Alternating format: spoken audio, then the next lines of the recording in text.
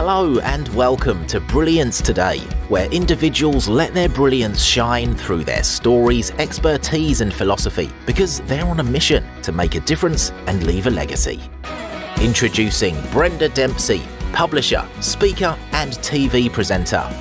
Get ready to be inspired. Hello and welcome to another episode of Brilliance Today. My name is Brenda Dempsey and I am the founder and CEO of Book Brilliance Publishing, and it is my absolute dream job to get to speak to some of the world's greatest human beings who are doing wonderful things. They're experts in their field, and my job is to bring out the brilliance so you can see, hear what it takes to be absolutely working at the best version of yourself where you're making a difference in the world. And today's guest is the wonderful Patrick Rickards. And I hope I've said your name right, Patrick. So good day to you, Patrick. Good day, Brenda. Thanks so much for having me. You're welcome. It's always a joy to have great people here, brilliant people here. So we're surrounded by brilliance, and that's what it's all about, Patrick. So Patrick, introduce yourself. Let the listeners know who you are, what you do, and what makes you do what you do in life. That's a very complicated question. We could probably spend hours talking about it. I like to think of myself as a dreamer, an advocate, and a coach. And sometimes that advocate becomes an agitator. But right now, I run two nonprofits. I'm the founder of the Driving Force Institute, which is a media nonprofit that was created to improve the teaching and learning of American history. How can we make history more interesting, more relevant for today's young people? And we use short form, provocative videos to teach the people, places, things, artifacts, events that you largely are missing in the textbooks. And are teaching it in a way that we're trying just to get that interest. How do we help young people get down rabbit holes? We've been doing that for about 4 years and now have about 50 million users that are accessing those materials and using it as a jumping off point to have real discussions on why history matters. Not to rest on my laurels, I am also very fortunate that for the last little over a year now, I've also been serving as executive director of an organization called Life After Hate. Which is a group that works with individuals who have decided that they want to disengage and de-radicalize from violent extremism and online hate spaces. And we work with them to help make that a reality, to show them the compassion if they're willing to take accountability for their past, showing them that compassion and that understanding so they can write a new chapter of their lives. Wow. I tell you what, I'm really so excited to be talking to you today because I'm an ex-teacher. I was a teacher for 25 years. So anything to do with education is absolutely huge for me. But it's not about education as we have known it. We need to be shaping education for the kids today and the future, because I don't know about in America, but certainly here in the UK, we've got kids still sitting in rows, 200 years old. Something not quite right there, is it? I think we've changed quite considerably. So, and I love, let's, you've got the Life After Hate as well. I really want to speak to you about that, because for me, that's great. Being a person who describes herself as I am love, which is like the polar opposites, hate and love, and there's a very fine line between the hate and love. But let's go and talk about the history and bring it to life, because I think when we look back in history and where we've come as a human race to today, what lessons do we actually learn? How many wars have we had? What are those lessons? So is that part of your vision for bringing history to life? Is it to help young people understand the past so they can look at those lessons and make better choices? It is in part. I think what we're really looking at this, I think we know, you look at events that have happened over the last few years, and you can gain an appreciation of just how important it is to understand where we've come from and how that affects what we're doing today. And unfortunately, that's not being taught today. I mean, we are still regurgitating facts from dusty old textbooks. We are largely here in the United States telling the stories of dead white male landowners, and that's our history. And one of the things that we did as part of this work is we went out, we talked to students, we talked to teachers. And when we talked to students, they said American history education is both boring and irrelevant to us, which is why we want to tell those untold stories. When we talked to teachers, they said, today's students are digital natives. They don't work in textbooks, they work online. And they were taking time to, try to figure out how could they bring video into the classroom. Yeah. And I can't tell you, I heard from far too many teachers that would say they'd go out and they'd find these segments about drunken history is a great series for adults. They would find these series and they try to figure out how can they edit out the bad language, how can they edit out the alcohol and make something that is usable in their classrooms. And we just realized, we're not the first to try to use video in the class. That's not a new idea, but we're using it in a different way. We're using it to spur discussions. How do you group ideas together so you have students beginning to ask questions that they're wondering, why did I not learn that before? What else is there out there that is relevant to me, is relevant to my life? And, when you talk about it in the UK, I am incredibly fortunate that we are actually partnering with a company that's based in Ireland called Makematic. And they have been my thought partner throughout all of this. Northern Ireland Film Commission actually has supported some of this work. And it has been enormously helpful, not just to us, but we're seeing demand around the world where people, American history is complex and confusing and dark. And sometimes you don't know how to tell it. And so we're finding libraries, museums, institutions of higher education around the globe are looking for our content to at least begin that discussion. And that's it, isn't it? You want anything that's going to spark curiosity has got to be a great thing, because, as we develop as humans, we're so curious as children, as young people. And then that curiosity is like slapped out of us. And, all these spurious beliefs and things are, that we're force fed to we get to the stage where we lose our curiosity. So with these, and I liked how you said there that you've partnered with filmmakers and things like that. So is that been, has that partnership, how have you found getting these partners to come in? Because if you want to deliver educational material, there's quite a lot to it. So how have you found getting these partners? So as I said, I'm a dreamer. That's what I do. I am an innovator. I like to build things. But I realized very early on, I have limitations to what I can do. I know what I'm good at. I know what I'm not so good at. So, from day one, realized I need a top-notch film production team to work on this. Makematic was it. They do terrific work, not just in the UK, but around the world, working for brands like Amazon and Lego and those sorts of things.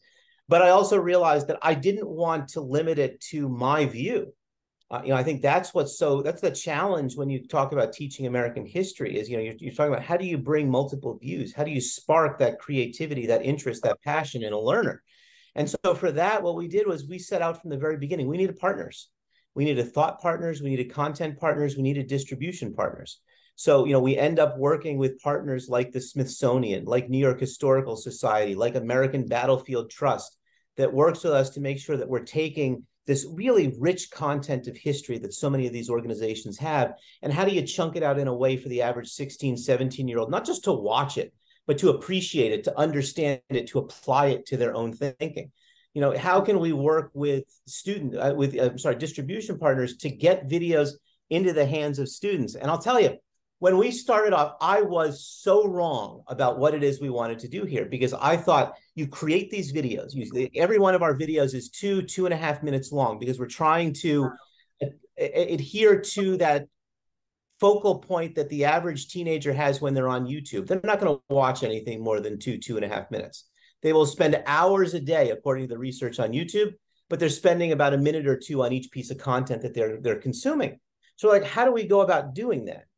And it really was just you had to figure out how to make these connections. And I thought, if we show the right videos to students, they're going to say, oh, this is great. I'm finally learning history. It finally matters to me. I'm going to go on my social media and say, look at this great piece of history I just learned.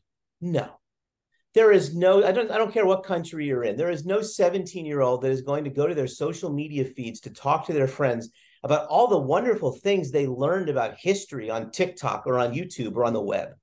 And so that forced us to completely rethink our distribution and how can we work with partners. And that's why we're incredibly fortunate to have, as I said, about 50 million folks who access this because of those distribution partners. They're able to get this information into schools, into online databases, into all sorts of places so that this can be put to use. I love that. And what I really loved about what you just said there, Patrick, is you're really realistic as well. We need the dreamers to have the ideas, but then we need to share those ideas with people who can help bring them to life and take them forward. So I salute you and congratulate you for that piece of work, and I know it will be ongoing. So what would people put into Google to find you? So if you want to find our videos, you can go to untoldhistory.org. All of our videos are there. We've produced about 500 films now. Wow. You can also find us. We have, History EDU. We have Untold History is on YouTube as well. You can find us on our YouTube channel, but just go to the website. Brilliant. Untold Histories. Love it. I'll be looking up. And it's all free, Brenda. That's the beauty of it. We provide this free to teachers, to students. This is free content. This is just designed to help improve the teaching and learning of history. Well, do you know what? That in itself is brilliant. That in itself really shows your authenticity about serving the world and making the world a better place. The fact that you are doing this and it's free, it's time, it's a labor of love. It's a labor of love. And I think that's great.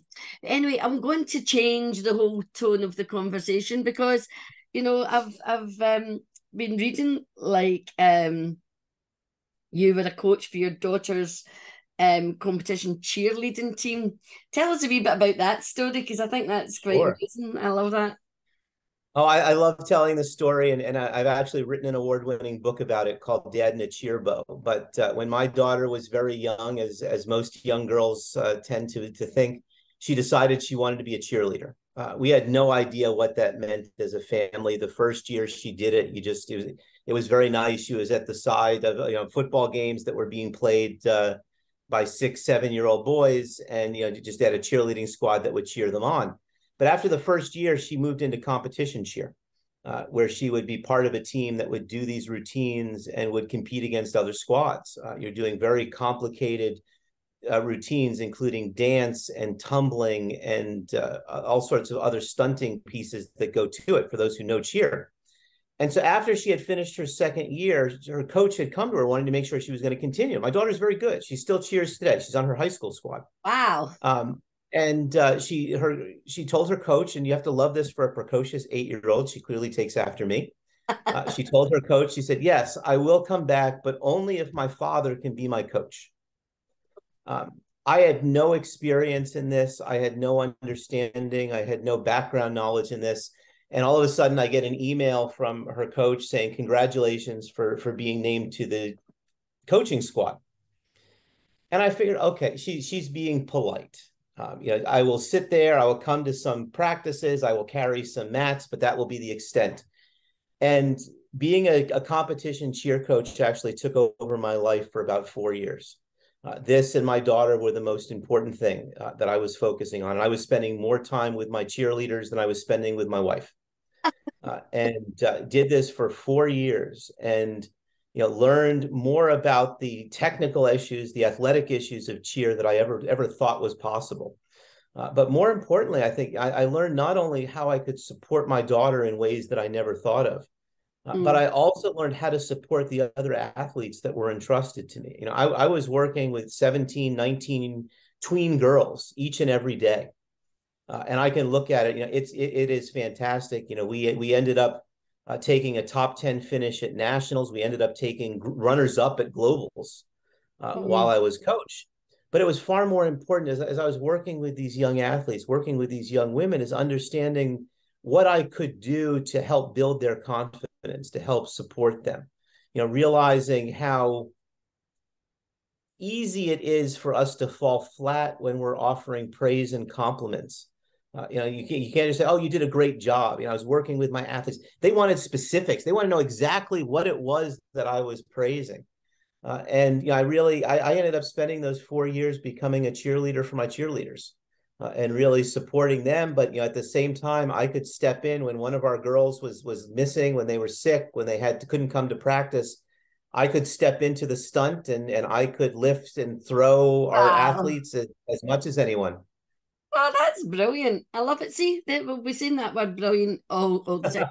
And I love that, because I can see the passion, obviously as a father, but for young people, and you mentioned about helping them with their confidence. And the other thing I've picked up on there that you said, so I worked in the field of special needs, and you're right. There's no point in saying to a young person, "Oh, you did a great job. That was fantastic. Oh, I like that jump." They don't want that. They need specifics. And I know from working with children with ADHD, autism, dyslexia, all of that, they do need the specifics. But it's not just them. We all need specifics. We need to know, well, what did we do good, and what could we do better, and what do I need to go away on to make me a better cheerleader, for example, or tennis player, or whatever it is. So You're so right, Brenda. I will tell you, is that I have taken those lessons I learned as a coach to my daughter and her teammates, are lessons that I've applied now as a CEO across multiple companies, just in terms of how I support my employees, how I make sure that they're getting that feedback that they need, how I'm coaching them up so that we're not just working for the now, but we're working for the future. You are so right about that. Yeah, absolutely. And I learned that, with working particularly with children with special needs, because they need everything in like minuscule little bites and crumbs. And that's what I never said previously. I love anything that's bite-sized, because too many people try and do things for too long and people just switch off, so that's great. But you've touched on you think we'd rehearsed this, and we haven't. We've just met. But the next question I wanted to find out more about you, the man, the driver, and you mentioned it like you're the CEO of different companies. So what is it within you that makes you not just be content with being the CEO of one company or one business or one organization, but what is it within you that gives you the capacity to do this on multiple levels? I think for me, it's really seeing what's possible. I think when I look at the opportunities that are available, I want to make a difference. It's one of those things that I realized very early on that the work I can do. Yes, I can work in just a traditional corporate setting. I can make a lot of money. I can do what I need to do. That's not me. And I really am. I see myself as a change agent. I see myself as an agitator. I see myself as someone who needs to innovate. And I like doing that across multiple fields, particularly where I can see where my skill sets can be applied in a new way. And that's what, when I look at this, when I took on the opportunity with an organization like Life After Hate, there it became very personal to me. I am the father of 2 children of color. And so, realizing that unfortunately you've got discrimination, you've got extremism that goes on around the world. And looking at my own background, in terms of being a public education specialist, being an advocate, I really saw that there was something I could bring to this space. And that's what inspires me. It really is making a difference. I mean, looking at both of the companies that I'm involved in now, both of them were sparked by my children. Both of them were sparked by giving them something more than they were getting. And I think we all have an obligation. We all have skills. We all have talents. We all have knowledge, but I also believe we all have an obligation to apply those to make the world just a little bit better. And if we don't, we've squandered the gifts we've been given. I agree with you, absolutely 200%, if there's such a thing, because we are here to serve. We are here to share with the world our stories, our expertise, our education, our experiences. For me, I believe that to be true. So therefore, we serve others, and in so doing, so the purpose in our life is given meaning. But not all people, and I think you talk about purpose here as well, not all people find their purpose. What would you say to the listeners and people out there if they feel they're not too sure what their purpose is? How would you advise them, or what sort of little seed would you give them to make them start thinking about finding that purpose? I think purpose is so important. And I think, often, we expect it to just sort of hit us over the head and we're going to figure it out. And, for me, it's often, that little, again, we go back, Brenda, to those little nuggets. It's that little nugget, and you look at your work. I always hate when people say, oh, if you love what you do, you're never going to work for a day. No, we work hard. There's nothing wrong with working hard. There's nothing wrong with committing yourself to it.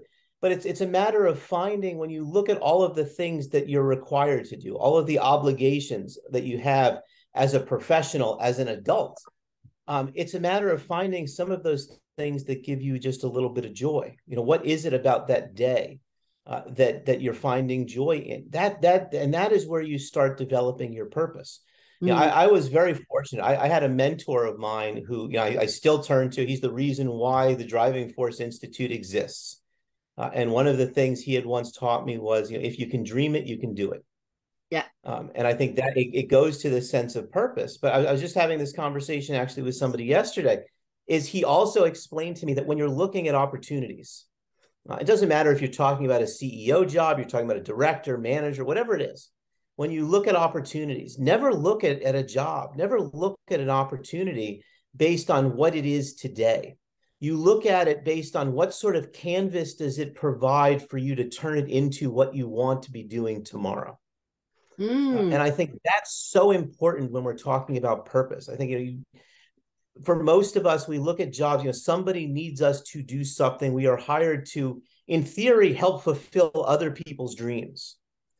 And it doesn't have to be that way. I think, if you can demonstrate both your knowledge and your ability, but also your passion for something in the workforce. I have felt throughout my career, when I have done that, I have had supervisors, I have had bosses who have provided me just enough latitude to explore that. And to see if what I wanted to do, what I felt was most important to me, was possible. If it weren't for them, I wouldn't be where I am today. And I was just looking at something that caught my attention that I'd highlighted earlier, and you were talking about what something can be. It is that taking that dream, it's opening up that landscape, and then filling it with, well, you're not filling it personally, but creating that opportunity for others, for the communities, for the people to come and create a world that they want to be part of. And for me, that's important, because I don't know about you, Patrick, but I think the media, the world, there's too much, all they're interested in is giving this doom and gloom. And I'm like, why do we not focus on the joy, the great things in life, the great things people do? Because we're led to believe, and this will probably lead us into your love and hate, your hate and, oh sorry, I've forgotten the life after hate, sorry. Because we're programmed to think we should only look at the negativity and find some sort of crazy joy in it, that it's like it's what feeds us, but actually it's not really. But we're too frightened to say. It's like the emperor's new clothes. Too many people were frightened to say, but he's not wearing any clothes, and I think, and that's how a lot of people are brainwashed with because of the images and the messages that they're receiving on a daily basis. But of course, they've got a choice, haven't they? They've got a choice. So let's move into your life after hate, because I just love that whole concept, that no matter what darkness you find yourself in, there's always hope and there's always a spark of light. And it's what we do with that little spark to ignite it further, to bring more light. So tell us all about your Life After Hate. Sure. No, I think that this is an important organization, and I would give a shout out to our friends. We have an organization that in your neck of the woods, Exit UK, which is doing very similar work, and they're to be applauded for the things that their team is able to do out there. But I think this is that notion that at the very heart of it, none of us ever want to be judged based on the worst moments of our lives. And unfortunately, when you have individuals that either because of ideology, because of frustration, because of fear, begin to go down these paths where they're not just espousing extremist views, but they're literally allowing that to physically manifest in their actions. Whether you're attacking people, whether you're online calling for attacks, calling for the death of people, those sorts of things. Unfortunately, as you said, this is where our society has gone. And when you talk to many of these individuals, yes, there are some fully believe everything they're saying. They're never going to change. But I think there are others that, as they get deeper and deeper into these lives, begin to question what they've done, begin to question where they're going. Sometimes it's whether it's they've hit rock bottom because they're getting out of prison after having served time for a hate crime. Whether it's because their wife, their girlfriend, their children are about to leave them. No matter what that is, they feel that there's a need for change in their lives. But they also don't know if that change is possible. Again, if you've been, you're part of a violent extremist group, our civil society is not exactly welcoming you back with open arms. And so that what our organization does is it shows, yes, a second chance is possible if you put in the work, if you take responsibility for your past actions, if you really own up to that and show that you are trying to change, you put in that work. When you take accountability for your past, you ultimately will show that you're worthy of that second chance. And so we provide tertiary care to those individuals, providing them that those conversations with social workers, with peer counselors, those individuals, peer advisors rather, those individuals who can help them understand that there is a possible next chapter to their lives. Mm-hmm, mm-hmm. And one of the things I've noted, because it's so important to me, because it's what makes me, what motivates me and makes me who I am and what I do. And you talk about finding that why. Why is the need to change? And I think you began touching on it about whether it's their family or their children or they've had enough. And it's all about change, isn't it? It's change. And you talked about being a change agent. And for me, that's important as well. But I would like you to maybe share with us, do you speak with these people? Is it part of helping them find a why to create the change? Very much so. Very much so. I mean, this is a process that takes time. This is a process, for the average person who is looking to exit violent extremism, this work can take 18 to 24 months before they're considered a former extremist. And so much of that is really that exploration, is helping them understand both why they decided to go down this path in the first place, and why it is so important to them to begin to start this change. And I said, for some it is family, for some it is fear of getting doxxed at work, for some they can't find an apartment because this is part of who they are. For others though, it can be that deep understanding that so much of what you've been parroting, this extremist ideology, just simply isn't true. You're finding that the things you're saying, the things that you're calling on society to react to, aren't necessarily the truth. And that can be a very challenging thing. It can be incredibly difficult to confront, particularly when you realize that those who are in extremist lives often have done so. They've left behind their parents, they've left behind their siblings, they've left behind their teachers, they've left behind their church, all of those things to be part of this movement. And so when you begin the exit process, you're asking them to leave that new family, the one or the organization, the group that has provided them all of their structure. You're asking them to leave them without any promise that your family or that society is going to welcome you back. That's incredibly scary for anybody. And so I think there it really does become helping them understand why the why is so important. Why are we doing this? And constantly reminding them of that throughout the process, no matter how difficult it might get. What's come to me listening to you there, Patrick, is we talk about humanitarian work. And I know a lot of people, when you think about humanitarian work, we never think about humanitarian work on our own doorstep. We always think it's got to be in a third world country where there's war, children starving. I mean, I don't know about in America, but in the UK, it's just full of it. It's full of all these charities looking for money to do the work, and they show the most horrendous things for humans, for animals. But actually, you talk about charity begins at home, but so does the humanitarian work. Because for me, listening to the words that you were saying with such great feeling and passion, was that's humanitarian work, taking those in our own society that who've turned their backs on them because they've made bad choices, wrong choices. But now they're just thinking differently, and they're beginning to think, well, this isn't all what I was promised, or why on earth am I doing this? Maybe they just wake up one day.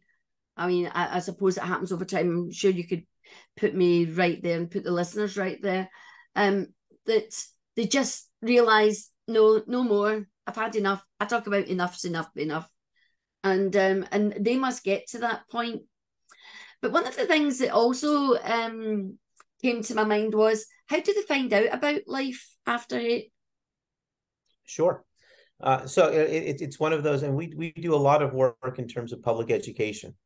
And so you can find our website, lifeafterhate.org, learn a little bit more about it. But we also have, and there we have some specific web pages on the site that if you're an individual who's currently involved in violent extremism, even if you're not ready to exit, you just want to have a conversation, you can reach out to us and talk to one of our case managers.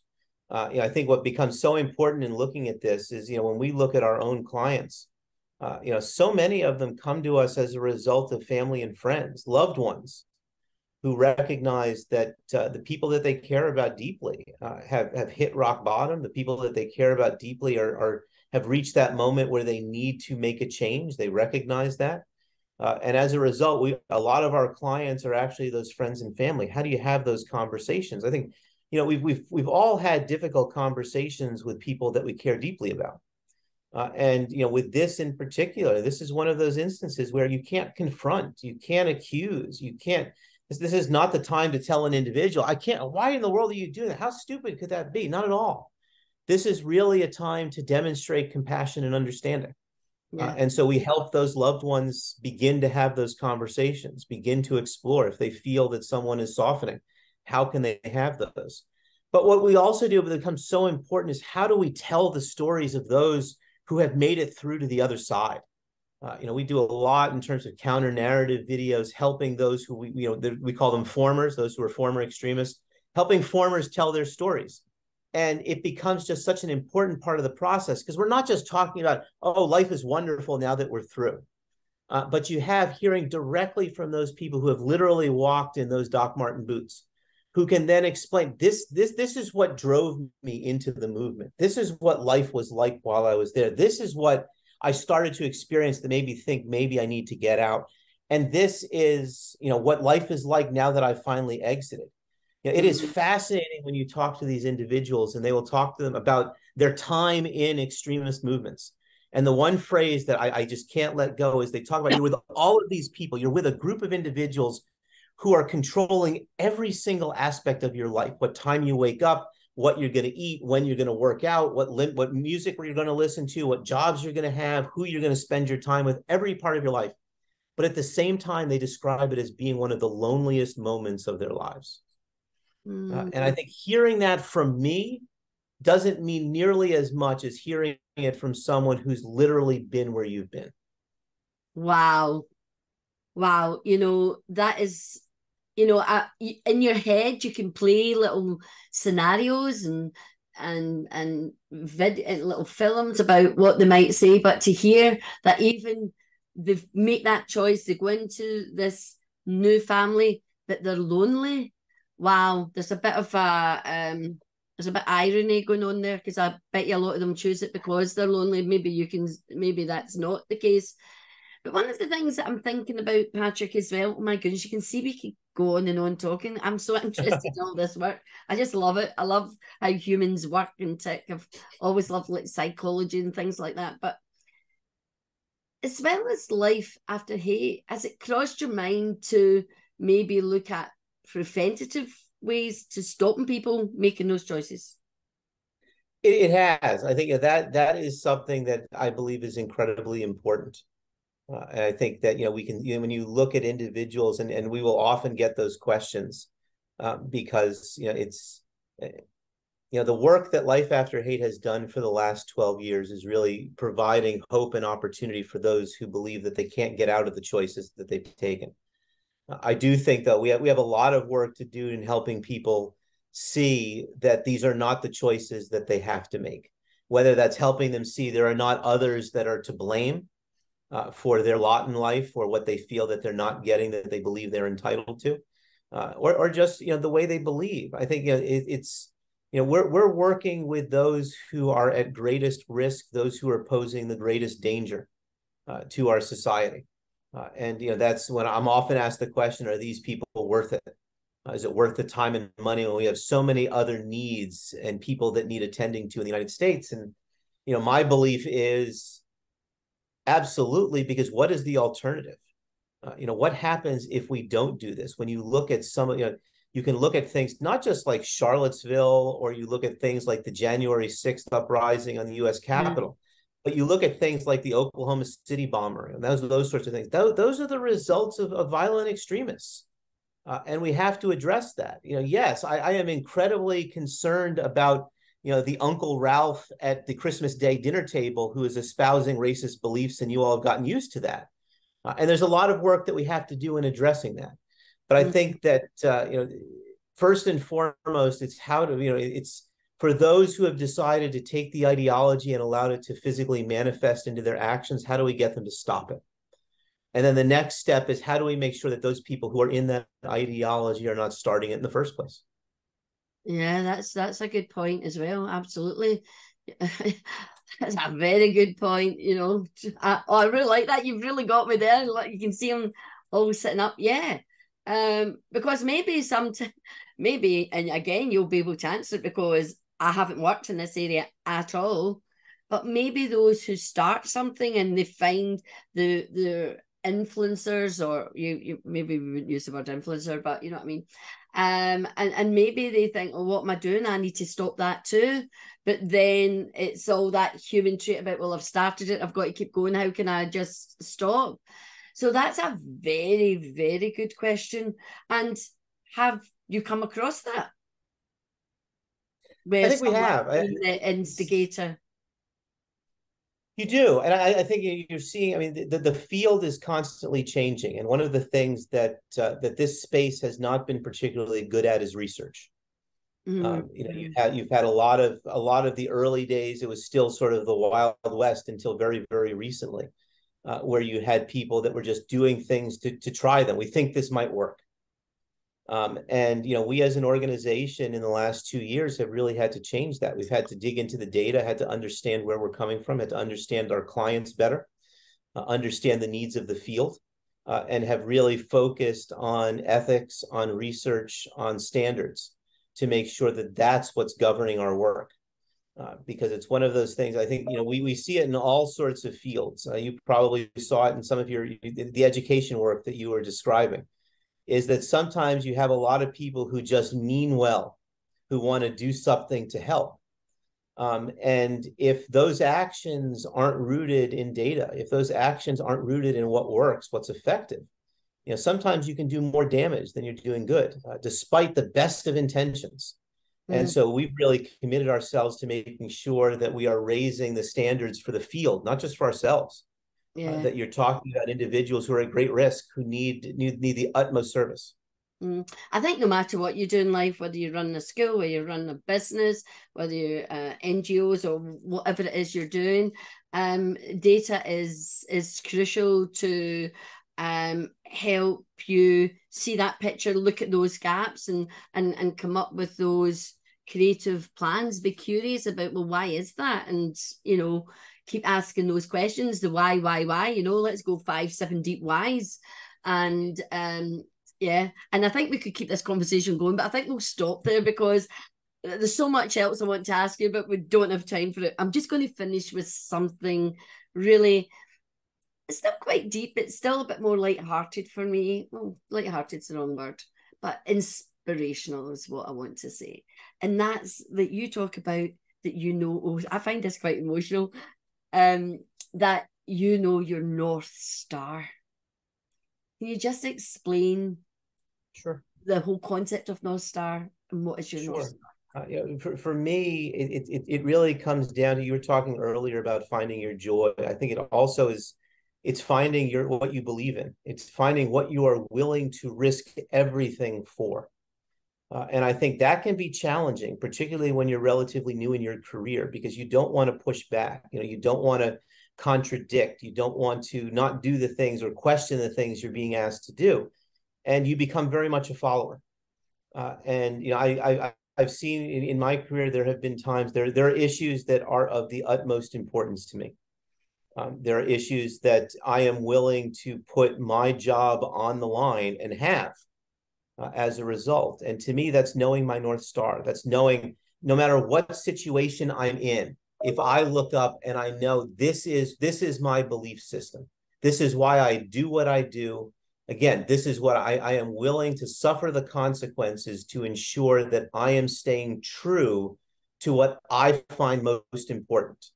And it can be hard. I mean, it's much easier to go along. Yeah. And as I said, I have lost opportunities because I refuse to compromise. But I can sleep well at night knowing that I made the decisions for the right reasons. But can also stay up at night knowing that as a result of that, there are some people who have not gotten what they deserved because I still have work to do in convincing people of the importance of some of these issues. I love it. I love it. And funnily enough, I've been talking about North Star quite a lot recently. And for me, the main thing is that's all about your values. And you see, I gave up 25 years of working in education because it no longer lived up to the values of integrity and collaboration that I'm driven by. And I think when you get to that point in your life, you do have to stand up for what's right and stand up for what's wrong. And once you are conscious and connected to your values, your decision making is easier, the choices you make are greater, and you can sleep at night and you can wake up energized in the morning, ready to jump out of bed to face a new day because you're living with that purpose and with that passion. Oh my goodness. I knew we would bring out your brilliance. You're just an amazing human being. And you know what I love about having this conversation with you today, Patrick, is your genius and your brilliance is quite different to a lot of other people's that I've been interviewing recently. I'm not diminishing theirs or lessening theirs, but it really is talk about shifting the lens, really shifting the lens to look at things in life that other people haven't even thought about. So talk about innovation, like life after hate. I love that concept. I'm going to be looking into the UK version. I've written it all down here. I'm going to be finding out more about your work, and because I just think it's so honourable, and I think it's brave and courageous thing to do. So Patrick, thank you very much for having this conversation with me today. But just before we go, is there anything you'd like to say to the listeners and audience? Please have the last word. Sure. Now, Brenda, I thank you so much. I appreciate you and appreciate this effort. I think what just becomes most important is what we're talking about is you have to be true. You have to be true to who you are. You have to be true to what you believe in. And if you do that, you will find that joy, you will find that passion, you will find that North Star, and you will succeed as a result of it. Oh, thank you so much. Absolutely brilliant words there. Thank you so much, Patrick. So everybody, that's another episode of Brilliance Today. It just surrounds me with so much brilliance, so much joy, and I hope you felt that joy today from Patrick Rickards. And who knows, we might get Patrick back on another time because there's so many questions are unanswered. So until the next time, this is Brenda saying, be brilliant. Much love, and that's it for this episode of Brilliance Today. Thank you so much for listening. Please don't forget to subscribe and leave a review. For more information or to contact Book Brilliance Publishing, visit bookbrilliancepublishing.com. And remember, do different, be brilliant.